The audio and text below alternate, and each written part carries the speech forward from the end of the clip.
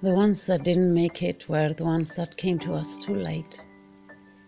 They had been hungry for too long, but when they could finally have all the food in the world, their souls seemed to be hungrier for love than their bellies were for a juicy meal. The ones that didn't make it were tiny and vulnerable. They had been hurt and ignored for so long that their injuries proved to be too heavy for their fragile little souls. The ones that didn't make it were majestic giants who dealt with the pain and the weakness with self-confidence and pride. They were rescued when their body had already started shutting down, when they had lost their sight, their strength and their will to live.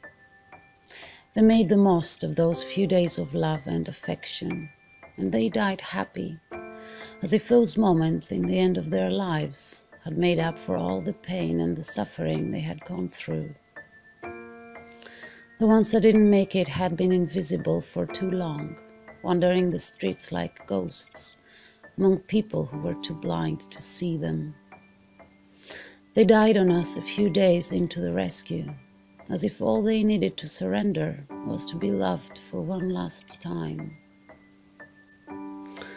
They struggled for months trying to hold on, trying to enjoy life and love, trying to enjoy the world. But the world proved to be a place too ugly and too scary for someone as vulnerable and as tender as them.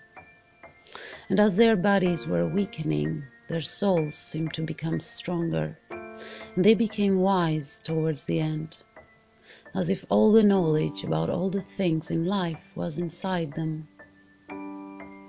The ones that didn't make it were too proud to spend a life trapped in wheelchairs and diapers, when all they wanted was to spread their wings and fly free. They were gorgeous, maybe too gorgeous for this world, so it was as if someone tried to punish them for their beauty. They were loved unconditionally. They were petted and spoiled and adored until the end. The ones that didn't make it enjoyed their last spring as if it was the only spring they had known in their lives. In their hearts, they would run free every day among green fields and blooming valleys.